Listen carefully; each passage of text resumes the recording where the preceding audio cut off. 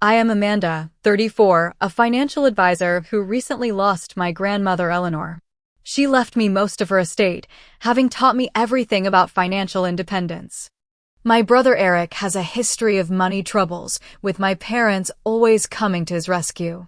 I arrived at our monthly family dinner hoping we could begin healing after Grandma's passing. Little did I know they had planned a special announcement about my inheritance. Before I share what happened next, let me know where you are watching from. Hit that like and subscribe button if you have ever dealt with family trying to control your finances. I grew up in a tree-lined suburb of Boston, in a colonial-style home with a manicured lawn and a two-car garage. By all outward appearances, we were the perfect upper-middle-class American family. My father Harold, now 65, built a successful commercial real estate business from scratch.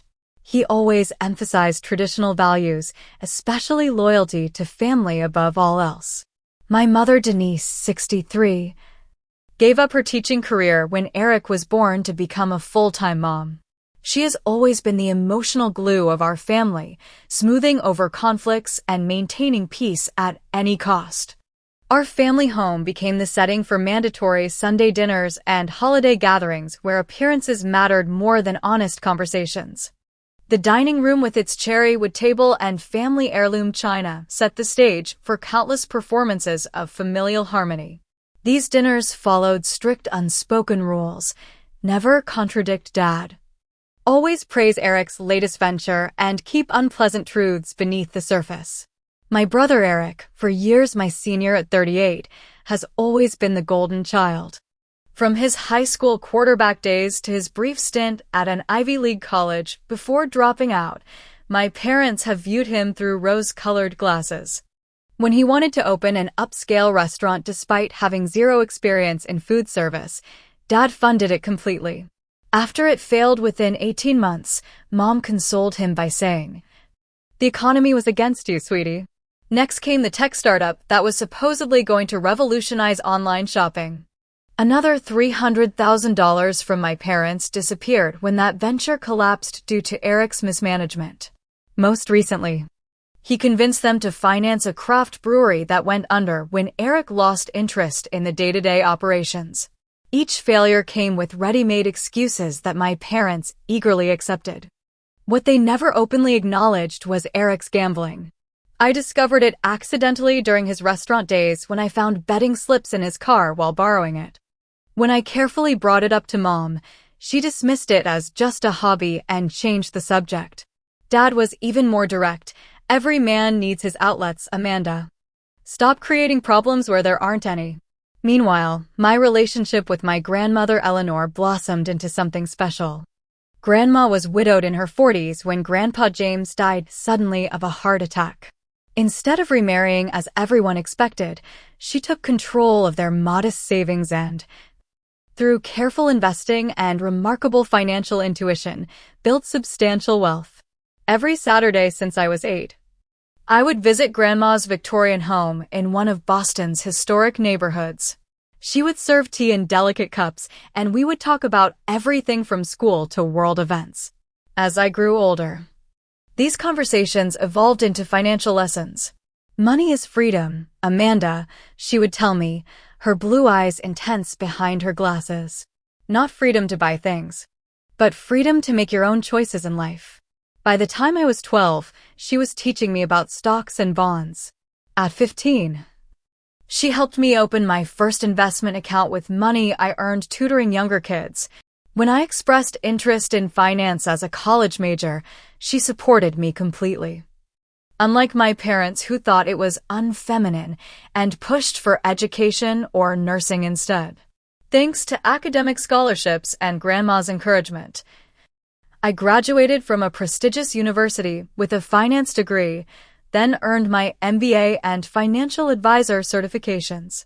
While Eric bounced between ventures and apartments, I steadily built my career at a respected financial firm, eventually becoming one of their senior advisors with my own impressive client list. I purchased my condominium in downtown Boston without any family help, invested consistently, and lived according to the principles Grandma taught me. My financial independence seemed to perplex my parents, who viewed my success with a mixture of pride and unease. They would introduce me to their friends as our daughter, the financial whiz, but privately question why I wasn't married yet or suggest my career focus was perhaps a bit intense. Grandma Eleanor watched my progress with quiet pride. During one of our last visits before her health began to fail, she squeezed my hand and said, "You've understood what I've tried to teach you, dear. Financial independence isn't just about money. It's about having the strength to stand on your own terms." I didn't realize then how prophetic those words would become, or how soon I would need to embody them. When Grandma was diagnosed with advanced pancreatic cancer, the doctors gave her 6 months. She lived for 8. Approaching her illness with the same pragmatic dignity she had shown throughout her life. During those months, she finalized her estate planning with meticulous care. I visited her almost daily, often sitting beside her bed reading financial journals aloud or simply holding her hand in companionable silence. Eric visited sporadically, always with an excuse about being busy with his latest venture. My parents came regularly but spent much of their visits discussing Eric's latest challenges or reminiscing about family history in ways that subtly rewrote the past to fit their preferred narrative. In the final weeks, Grandma and I had several private conversations that I now recognize were her way of preparing me. "Family is precious, Amanda," she told me once. Her voice frail, but her mind still sharp. But true love doesn't enable harmful patterns. Remember that. Grandma Eleanor passed peacefully on a Sunday morning in early autumn. I was holding her hand when she took her last breath, having spent the night in the hospital chair beside her. My parents arrived an hour later, and Eric called to say he was stuck in traffic, but finally appeared that afternoon. The funeral was held at the historic church Grandma had attended her entire life. Despite the sadness, there was something fitting about celebrating her life amidst the stained glass windows she had helped fund during the church's renovation. I delivered the eulogy, speaking about her strength, wisdom, and the quiet impact she had on so many lives. From my position at the podium, I noticed Eric checking his phone during parts of the service, while my parents sat stiffly in the front row. The reading of the will took place the following week in the wood-paneled office of Walter Green, Grandma's attorney for over 30 years. Walter was a silver-haired man with kind eyes and the deliberate speech of someone who chooses his words carefully. My parents, Eric, and I sat in leather chairs facing his substantial desk as he reviewed the document. The terms of Grandma's will were clear.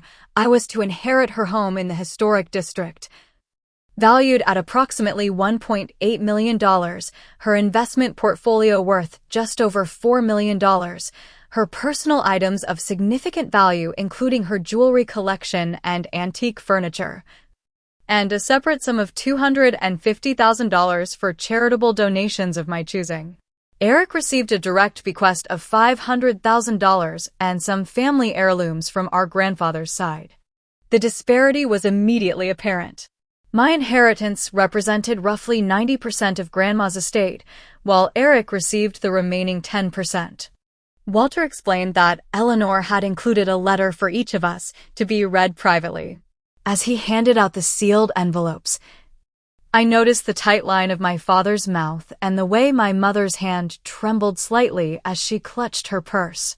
Eric's face had reddened progressively throughout the reading, and he snatched his letter without a word of thanks.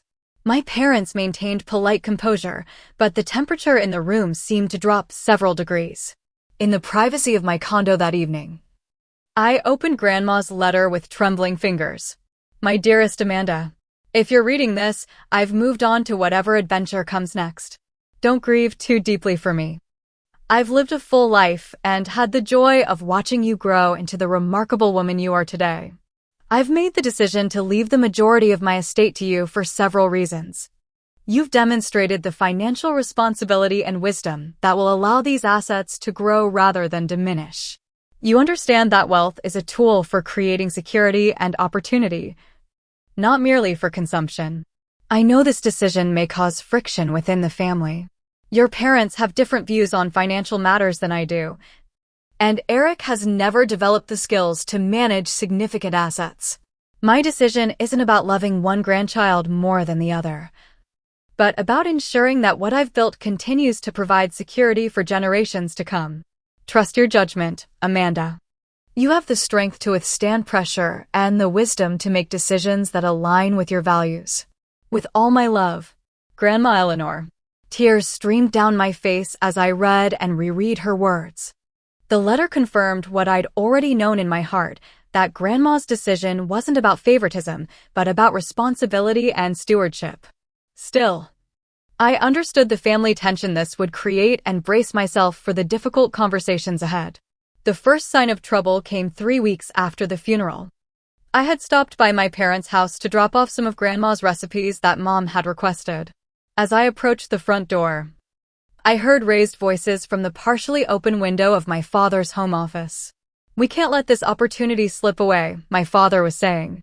"With Amanda's inheritance, we could finally get everything back on track." "But she's so stubborn about money," my mother replied. "You know how she is, just like Eleanor."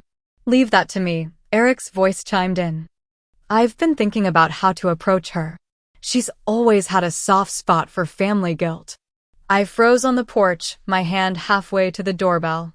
Were they actually discussing how to access my inheritance? Surely I had misunderstood. I took a deep breath, rang the bell, and plastered on a smile when my mother opened the door. The conversation in the office immediately hushed. Over the next few weeks, I noticed subtle changes in my family's behavior. My mother called more frequently, often steering conversations toward family obligations and the importance of looking out for each other. My father, usually distant about personal matters, suddenly wanted to have lunch regularly to catch up and discuss your financial plans now that you have Eleanor's estate to manage. Most telling was Eric's transformation. My usually self-absorbed brother began texting me almost daily, asking about my work and sending nostalgic photos from our childhood. He invited me to dinner at expensive restaurants and reminisced about how close we used to be. It was as if he had suddenly discovered sibling affection or a strategic need for it. During one family dinner, Mom casually mentioned that Eric was exploring exciting new business opportunities that needed just a bit of capital to get off the ground. Dad nodded enthusiastically, adding that family investment is always the best kind, keeping success in the family. I smiled noncommittally and changed the subject, but internally, my suspicions were growing. After dinner, I called Walter Green and arranged a private meeting for the following day. Walter's office felt like a sanctuary of reason amidst my swirling concerns. I explained the conversations I'd overheard and the change in my family's behavior. "I'm not surprised," Walter said, removing his glasses and polishing them thoughtfully. "Your grandmother anticipated this might happen." "She did. Amanda, Eleanor, and I had many conversations about your family dynamics over the years. She was particularly concerned about Eric's financial habits and your parents' enabling behavior." "What did she say exactly?" "That's confidential, of course. But I can tell you she was worried that the pressure on you might be substantial. She actually asked me to tell you, if you ever came to me with concerns, that you should consider consulting Caroline Winters." "Who is Caroline Winters?" "A specialized attorney who focuses on estate protection." Eleanor never worked with her directly, but had researched her in case the situation warranted it. As I left Walter's office, I felt a mixture of validation and sadness. Grandma had foreseen this situation, had tried to prepare me for it without explicitly saying what she feared might happen. My investigation continued with a discreet call to Martin, an old college friend who now worked at a bank where I knew Eric had accounts. While Martin couldn't reveal specific details, his careful phrasing confirmed my suspicions. "Let's just say, hypothetically, that someone with your brother's name might have recently taken out substantial loans against future expected assets," Martin said cautiously. "And that same hypothetical person might have mentioned anticipated family funds when discussing repayment terms." A chill ran through me. Eric was already leveraging my inheritance before the estate had even been fully settled. The final confirmation came when I hired a private financial investigator. Her report revealed the true extent of Eric's financial troubles, gambling debts totaling over $800,000 to both legal casinos and illegal betting operations, 3 maxed-out credit cards, a defaulted mortgage on a condo I hadn't even known he purchased, and nearly $1.5 million in failed business loans that my parents had co-signed. More shocking was the discovery that my parents had remortgaged their fully paid home and withdrawn from their retirement accounts to cover Eric's previous debts. They had significantly compromised their own financial security, and now it seemed they viewed my inheritance as the solution to their problems. As I sat in my condo reviewing these findings, I felt a strange calm descend. The path forward was becoming clear, though I knew it would change my family relationships forever. The next morning, I called the number Walter had given me for Caroline Winters. Her secretary scheduled a consultation for later that afternoon, noting the urgency in my voice. Caroline's office was modern and sleek, a stark contrast to Walter's traditional space. She was a sharp-featured woman in her 50s with a direct gaze and an air of efficient competence. Walter briefed me on the basic situation. She said after we exchanged greetings, "But I need you to tell me exactly what you're concerned about and what you hope to accomplish." For the next hour, I detailed everything. Grandma's inheritance, my family's behavior, the financial investigation findings, and my fears about their intentions. Caroline listened intently, occasionally making notes. When I finished, she leaned forward. "Based on what you've told me, I believe your concerns are well-founded. If your brother has already taken out loans based on anticipated access to your inheritance, and if your parents have compromised their retirement to bail him out previously, they are likely to put significant pressure on you to share your inheritance in ways that would essentially continue this unhealthy cycle." "What are my options?" I asked. "Several. But timing is critical. The estate is still in probate, correct?" When I nodded, she continued, "That gives us a slight advantage. I recommend establishing an irrevocable trust immediately." She explained that an irrevocable trust would legally separate the assets from my personal property. Once transferred into the trust, the assets would be protected from family pressure, potential lawsuits, and even from me changing my mind under duress. "The key word is irrevocable," Caroline emphasized.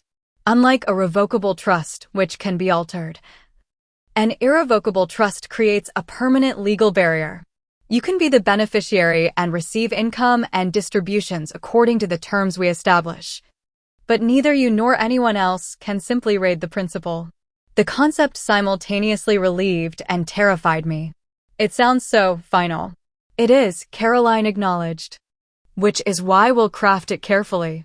You'll select trustees who are not family members, typically professionals like attorneys or financial advisors who have fiduciary obligations.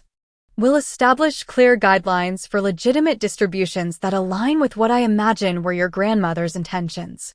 Over the next 2 weeks, I threw myself into creating the most comprehensive protection plan possible. I met with Caroline almost daily, meticulously documenting every asset from Grandma's estate. The historic home with its period features and updated systems, the diverse investment portfolio consisting of blue-chip stocks, municipal bonds, and real estate investment trusts, her collection of antique jewelry appraised at over $300,000, and various valuable furnishings and art pieces. We selected 2 trustees, Maria Gonzalez, a fiduciary financial advisor from a different firm than mine to avoid conflicts of interest, and Thomas Chin, an estate attorney from Caroline's practice. Both had impeccable credentials and no connections to my family. The trust terms were carefully crafted to provide me with reasonable income while protecting the principal. Special provisions allowed for major life expenses like education, medical emergencies, or a primary residence. We included specific language preventing distributions for business ventures or loans to family members unless they met strict criteria and approval from both trustees. Throughout this intense period, I struggled with conflicting emotions. Late at night, after poring over legal documents all day, Doubt would creep in. Was I being paranoid? Disloyal? Would Grandma approve of these measures? Or was I betraying her faith in me? My friend Jasmine became my emotional anchor during this time. A corporate attorney herself. She understood both the legal complexities and the emotional toll they were taking. "You're not being paranoid," she assured me over late-night tea in my condo. "You have concrete evidence of their intentions. More importantly, you're actually honoring your grandmother's wishes by protecting what she built." But it feels so confrontational, I admitted. Like I'm preparing for war against my own family. "You didn't start this," Jasmine said firmly. "They did, by plotting to use your inheritance to enable Eric's irresponsible behavior." Eleanor clearly wanted to break that cycle, not perpetuate it. Another emotional hurdle was the timing. I was still grieving Grandma, and these legal maneuvers sometimes felt like they were overshadowing the process of honoring her memory. There were moments when I nearly called Caroline to halt everything, especially after my mother called in tears one evening reminiscing about Grandma's kindness and how she always wanted to help family. What stopped me was finding Grandma's letter again while sorting through some papers. Her words, "Trust your judgment, Amanda. You have the strength to withstand pressure," seemed to speak directly to my current dilemma. The most difficult part was keeping everything secret from my family. I maintained our normal routines: Sunday dinners, occasional lunches with Dad, phone calls with Mom, while systematically transferring every asset into the irrevocable trust. Each interaction required a careful balance between normal behavior and avoiding any promises or commitments about the inheritance. After 3 weeks of intensive work, we completed the trust establishment and asset transfers just as the estate cleared probate. The timing was perfect legally. Everything was now protected within the trust structure. Caroline and I had a final meeting to review all documentation. "Everything is in order," she confirmed. "The trust is established, assets transferred, and trustees briefed on their responsibilities. From a legal standpoint, your inheritance is now protected from any pressure or manipulation." "What about my family?" I asked. "When do I tell them?" "That's entirely up to you," Caroline said. "From a strategic perspective, there's no rush. You could wait until they explicitly ask for financial assistance, or you could proactively inform them about the trust arrangement." I considered my options carefully. My family hadn't yet made a direct request, but their hints were becoming less subtle with each interaction. At our last dinner, Dad had mentioned that he and Mom were reviewing their retirement options and might need to consolidate family resources. Eric had talked enthusiastically about a new business opportunity that would benefit the whole family if it had proper capital investment. After much reflection, I decided to wait. I would let them reveal their plans fully before disclosing mine. This wasn't about creating a gotcha moment, but about understanding exactly what they intended so I could respond appropriately. As a final measure, I added one amendment to the trust, a provision allowing for genuine emergency assistance to my family under specific circumstances, subject to trustee approval. This wasn't about enabling Eric's poor choices or my parents' enabling behavior, but about ensuring I could help if true hardship struck, medical emergencies, essential living expenses, or educational needs for any future grandchildren. With this safety net in place, I felt ready to face whatever came next. Looking at my signature on the final trust document, I whispered, "Grandma, I hope I'm doing right by you." In my heart, I knew she would have approved. 2 days later, Mom called with an unusual request. A special family dinner on Wednesday rather than our usual Sunday gathering. "Your father and I have some important family matters to discuss," she said, her voice carrying a forced cheerfulness. "I'm making your favorite pot roast." The timing wasn't coincidental. The estate had officially cleared probate the previous day, and the assets had been legally transferred to my name and then immediately to the trust. My family wouldn't know about the second transfer yet. I arrived at my parents' house at exactly 6:30 p.m., bringing a bottle of wine as usual. The familiar scent of pot roast filled the air, but something about the atmosphere felt staged. The dining room table was set with the good china, usually reserved for Thanksgiving and Christmas. Fresh flowers formed an elaborate centerpiece, and Dad's expensive whiskey decanter sat prominently on the sideboard. Mom greeted me with an overly bright smile and a too-tight hug. "Amanda, darling, we've been so looking forward to this evening." Dad emerged from his study, unusually dressed in a sports jacket despite being at home. He clasped my shoulder firmly. "Good to see you, Amanda. We have a lot to talk about tonight." Eric arrived last, wearing a crisp button-down shirt instead of his usual casual attire. He hugged me with unprecedented affection. "There's my successful sister, the financial wizard of the family." Throughout appetizers, the conversation remained superficially pleasant. Mom asked detailed questions about my work, Dad discussed recent economic news, and Eric shared amusing anecdotes about friends I barely knew. No one mentioned Grandma or the inheritance directly, but the subject hovered in the air like an invisible guest. It wasn't until Mom served the pot roast that Dad cleared his throat and set his plan in motion. "Amanda, your mother and I have been doing some serious financial planning recently," he began, using his business voice. "As a family, we need to think strategically about our collective resources." Mom nodded earnestly. "Family has always been our priority, sweetheart. Supporting each other through thick and thin." "Absolutely," Eric chimed in. "We've always been there for each other, haven't we?" I took a small bite of pot roast and nodded noncommittally, waiting for them to continue. Dad folded his hands on the table. "Eric has hit some temporary financial turbulence. Nothing unusual for an entrepreneur, of course. Risk is part of business. Just cash flow issues," Eric added quickly. "The brewery would have succeeded if the landlord hadn't doubled the rent. And my new venture is practically guaranteed to succeed. I just need operating capital." Mom reached over to pat his hand. "Everyone has setbacks, dear. What matters is family support." Dad continued as if reciting a rehearsed speech. "We've helped Eric through previous situations, as any parents would. Unfortunately, that's placed some strain on our retirement planning." "We'd never complain," Mom interjected. "That's what parents do." However, Dad's voice became more authoritative, with Eleanor's estate now settled. "We have an opportunity to address these issues comprehensively.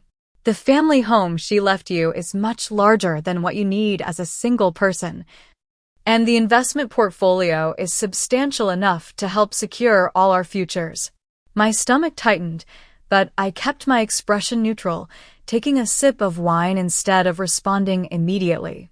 "What your father is saying," Mom explained gently, as if I might not understand, "is that using a portion of your inheritance to clear Eric's debts would benefit everyone. He could start fresh. Your father and I could secure our retirement, and you'd still have plenty left." Eric leaned forward, his expression earnest. "I know exactly how much I need, Amanda. $2.3 million would clear everything and give me startup capital for the new venture. I swear this time is different. I've learned from past mistakes." The number hit me like a physical blow.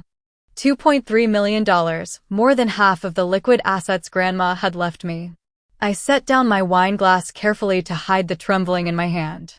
"We're not asking you to decide this minute," Dad said magnanimously.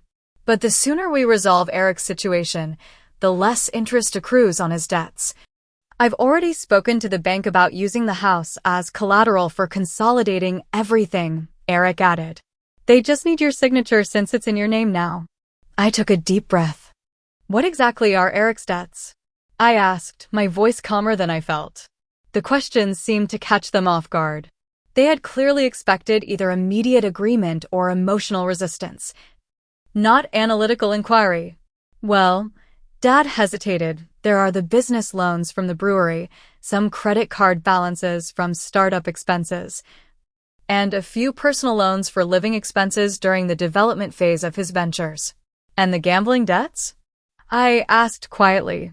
The table went silent. Mom's fork froze halfway to her mouth. Eric recovered first. "That's not. I mean, yes, I've done some sports betting, but it's not a major factor. Just a small personal loan from some friends. Friends who threaten physical harm if you don't pay by the end of the month? I asked.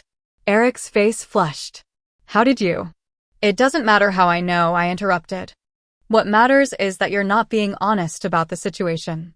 Before I would even consider using Grandma's money she specifically left to me, I need to understand exactly what I'd be paying for. Dad's expression hardened. The specifics aren't important. Amanda, what's important is that we're family and family stands together. Your grandmother would want you to help your brother. Grandma knew exactly what she was doing when she structured her will the way she did, I replied evenly. Eleanor wasn't thinking clearly in her final months, Mom said dismissively. She always intended for her estate to benefit the entire family. We're not asking for all of it, Eric added quickly. Just enough to solve these temporary problems. Then we all win. I looked at each of their faces, Dad's authoritative confidence, Mom's emotional manipulation, Eric's practiced sincerity, and realized they genuinely believed I would agree.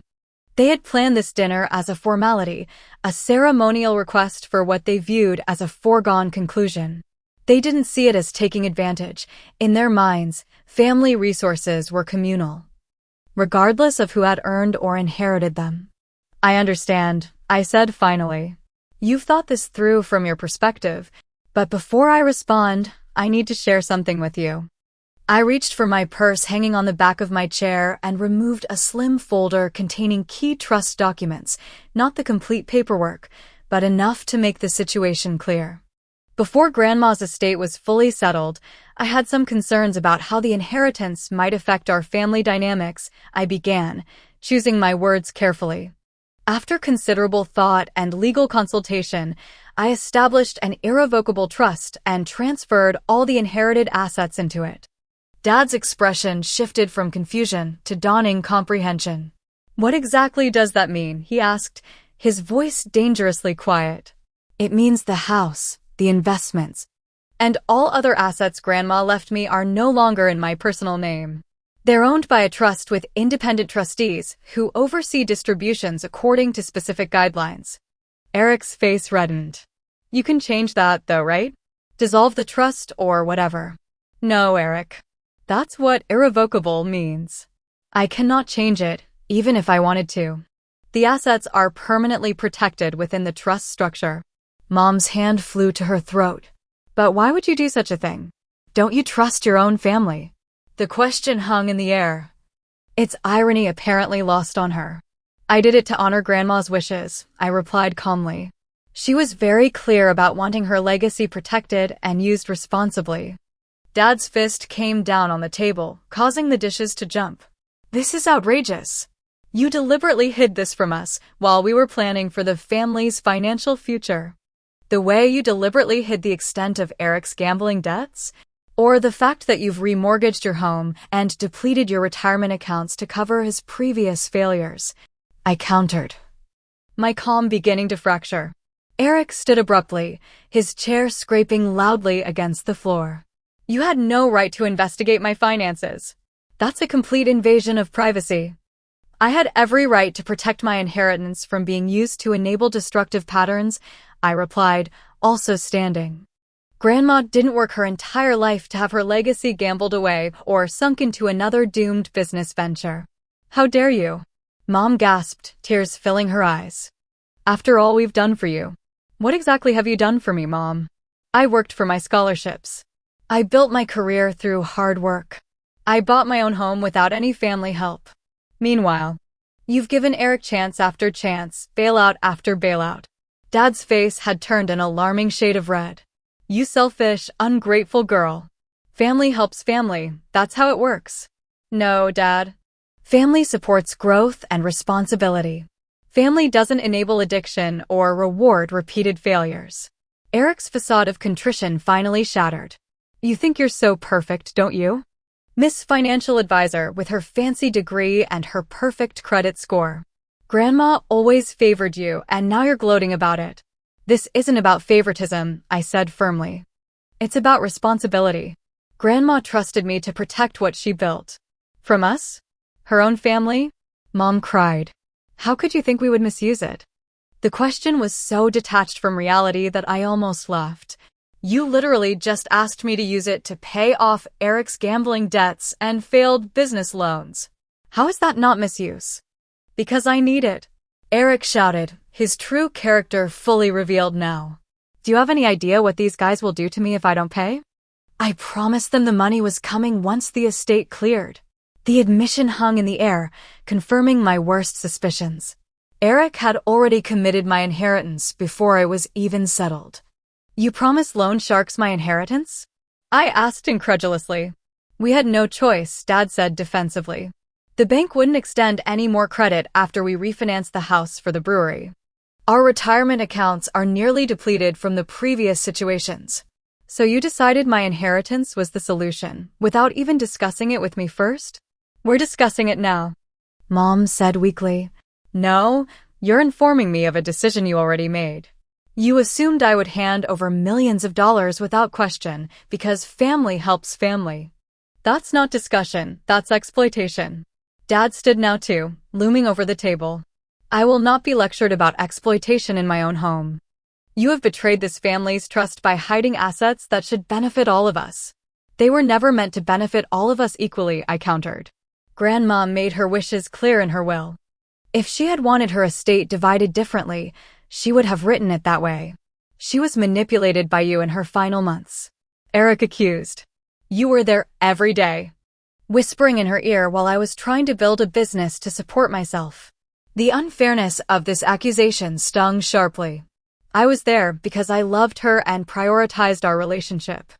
You visited when it was convenient between poker games. That's a lie, Eric shouted, but his eyes shifted away guiltily. Enough, Dad thundered. Amanda, you will dissolve this trust immediately and fulfill your obligation to this family. I took a deep breath, gathering my composure. The trust cannot be dissolved. That's final. However, I am willing to discuss how I might help in more constructive ways, perhaps financial counseling resources, addiction treatment for Eric. I don't have an addiction, Eric interjected furiously. And retirement planning assistance for you and Mom, I continued. But I will not simply hand over money to perpetuate patterns that are destroying this family. Mom began sobbing openly now. How can you be so cold? So calculating? This isn't how we raised you. No, I agreed quietly. Grandma taught me about financial responsibility and standing firm in my convictions. That's what I'm doing now. Dad pointed toward the door, his hand shaking with rage. Get out of this house. Until you come to your senses and find a way to access those funds for your brother's needs, you are not welcome here. The ultimatum hurt more than I had anticipated. But I had prepared myself for this possibility. I gathered my purse and the folder of documents. I love you all, I said, my voice breaking slightly despite my resolve. When you're ready to discuss real solutions rather than quick fixes, I'll be here. No one responded. Mom continued crying, Dad turned his back, and Eric glared at me with naked hostility. I walked out of my childhood home knowing that nothing would ever be the same again. In the privacy of my car, parked a block away, I finally allowed my own tears to fall.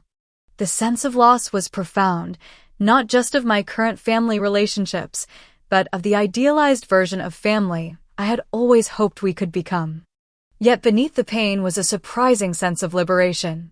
For the first time, I had faced the dysfunctional patterns in my family directly instead of accommodating them.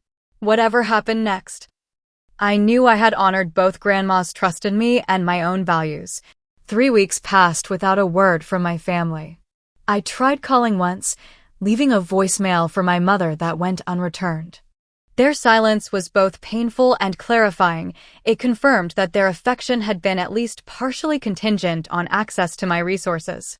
During this period, I threw myself into work, finding solace in the structured world of financial planning and client consultations.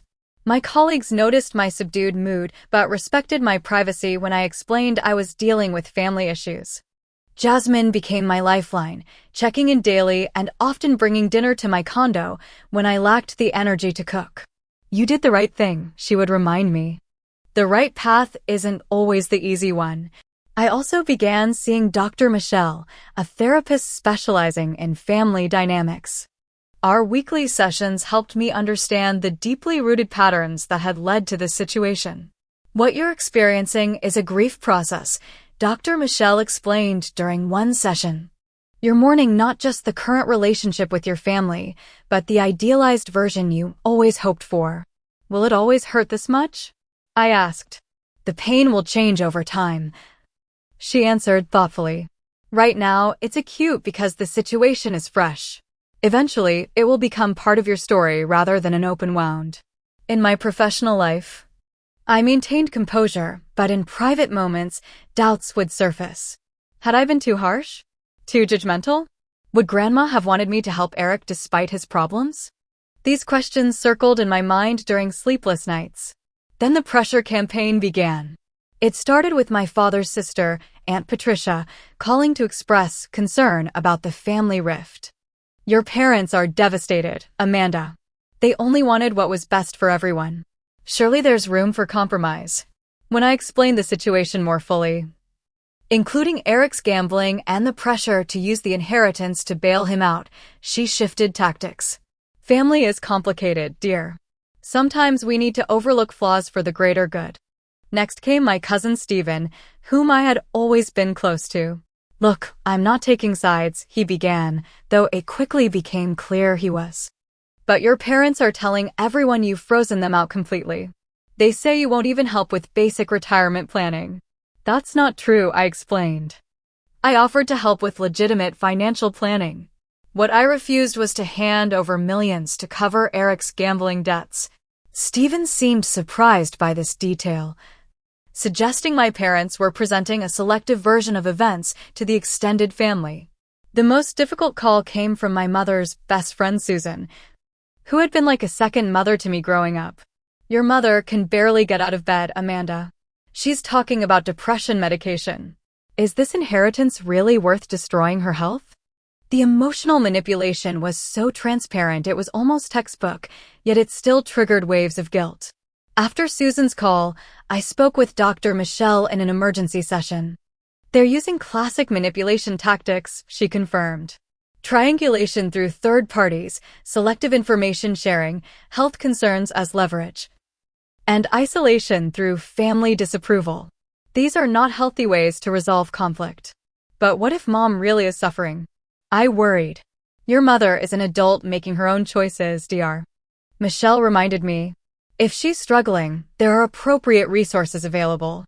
Using her emotional state to pressure you is not appropriate, regardless of whether her distress is genuine. The campaign escalated when my father's attorney sent a formal letter suggesting that Grandma might not have been of sound mind when creating her will and raising the possibility of contesting it. Caroline quickly reassured me that such a challenge would be virtually impossible given the circumstances and proper legal procedures that had been followed. This is an intimidation tactic, not a legitimate legal threat, she explained. Your grandmother's will was properly executed with witnesses. She had regular cognitive assessments as part of her cancer treatment. And there's a clear pattern of financial responsibility on your part versus irresponsibility on your brother's part. No court would invalidate the will based on these facts. While the legal threat proved empty, the emotional barrage continued. My mother began texting daily, alternating between guilt trips. I cry myself to sleep every night thinking about how our family has fallen apart and health concerns. My blood pressure is so high the doctor is concerned about stroke risk. Eric's approach vacillated wildly. Some days he would send threatening messages suggesting I would regret my decision when his associates came looking for their money. Other days he would plead for just enough to get these guys off my back and promise to seek help afterward. Through it all, I maintained my boundary. I would not release trust funds for Eric's debts, but I remained open to helping in constructive ways if they were willing to address the real issues. After 2 months of this pressure campaign, I felt emotionally exhausted but increasingly certain of my position. The family's tactics had revealed just how unhealthy our dynamics truly were, confirming that the trust protection had been necessary. During this difficult period, I found unexpected strength in Grandma's lessons.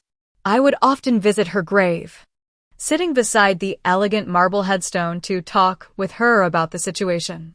You saw all of this coming, didn't you? I said during one visit, arranging fresh flowers in the cemetery vase. You knew they would try to use your legacy to continue enabling Eric. That's why you were so specific in your will. The spring breeze rustled the nearby trees in what felt like a gentle affirmation.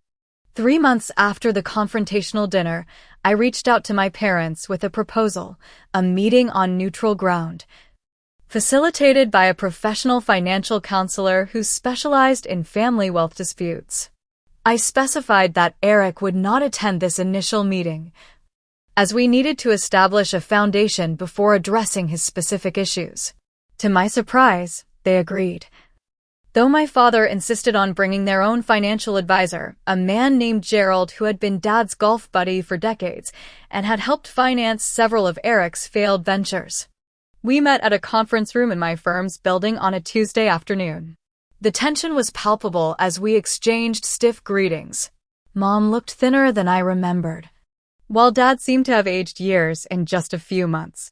The independent facilitator, Rachel Morgan, established ground rules for the discussion, emphasizing respectful communication and focusing on future solutions rather than past grievances. With her guidance, we managed a productive, if emotionally charged, conversation.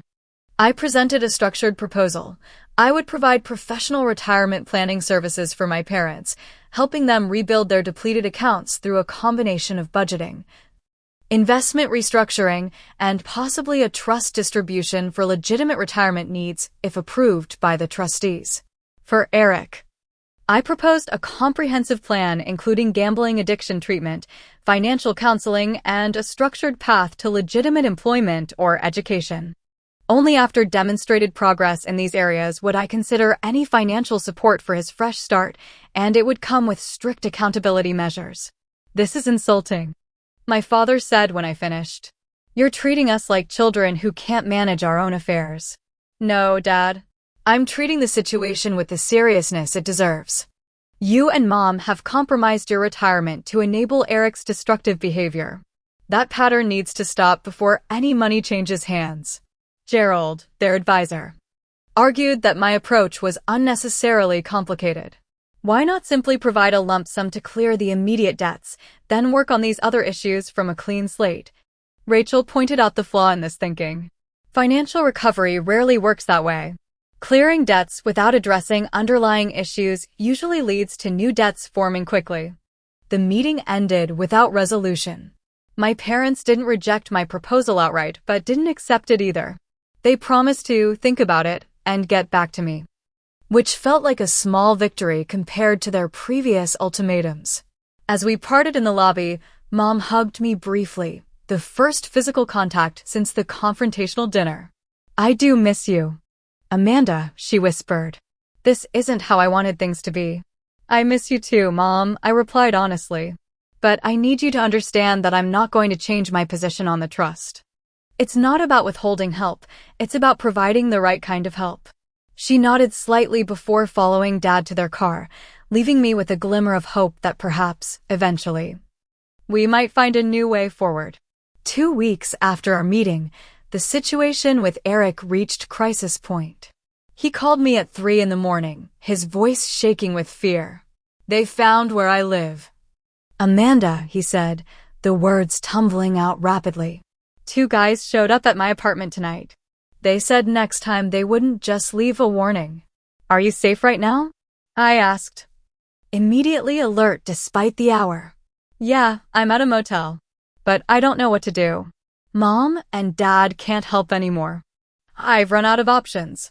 For the first time, I heard genuine desperation in my brother's voice, not manipulation or entitlement, but the raw fear of someone confronting consequences they can no longer avoid. Eric, listen to me carefully, I said firmly. I won't give you money for the gambling debts. That hasn't changed. But I will help you get proper help if you're truly ready for it. There was a long silence before he responded, his voice smaller than I'd ever heard it. I think I am. I don't know how to fix this on my own. The next day, I met Eric at a residential treatment center that specialized in gambling addiction and financial recovery. He looked haggard, with dark circles under his eyes and a nervous twitch I hadn't noticed before. He brought one small duffel bag containing everything he currently owned. "I can't believe it's come to this," he said, staring at the treatment center entrance. "This isn't the end, Eric. It's a beginning," I told him. "For the first time, you're facing reality instead of looking for another escape route." He nodded slowly. "I've really messed up, haven't I? Not just the money, but everything." "Yes," I agreed, not sugarcoating the truth. "But you're not beyond redemption. That's why I'm here." While I wouldn't use the trust to pay his gambling debts directly, I had arranged for the trust to cover his treatment program, a legitimate health expense that the trustees approved. I also worked with Caroline to establish a separate, highly controlled account that would provide Eric with basic living expenses during his recovery process, contingent on his continued participation in treatment and financial counseling. As for the loan sharks, Caroline connected me with law enforcement resources specializing in illegal lending operations, with Eric's cooperation providing evidence. They began building a case that would eventually lead to arrests, though the process would take time. Eric's entry into treatment marked a turning point for our family dynamics. My parents, seeing that I was willing to help in constructive ways despite holding firm on the trust, began to soften their opposition. The crisis forced an honesty we had never achieved before. During a difficult but productive family therapy session, my father finally acknowledged his role in enabling Eric's behavior. "I thought I was being a good father by helping him," Dad admitted, his voice rough with emotion. "But I was actually preventing him from growing up. Every time I bailed him out, I was telling him he didn't have to be responsible." Mom's journey to understanding took longer. She initially continued to make excuses for Eric's behavior and struggled with the boundaries I maintained around financial support. But as Eric began showing genuine progress in his program, reporting new insights during family sessions, even she started to recognize the difference between enabling and true support. "I always thought love meant making things easier for your children," she said during one session. "It never occurred to me that sometimes love means allowing them to face difficulties so they can grow stronger." 6 months into Eric's treatment program, he had maintained sobriety from gambling, completed financial responsibility courses, and begun working part-time at the treatment center, helping new arrivals. The change in him was remarkable, not just in his behavior, but in his entire demeanor.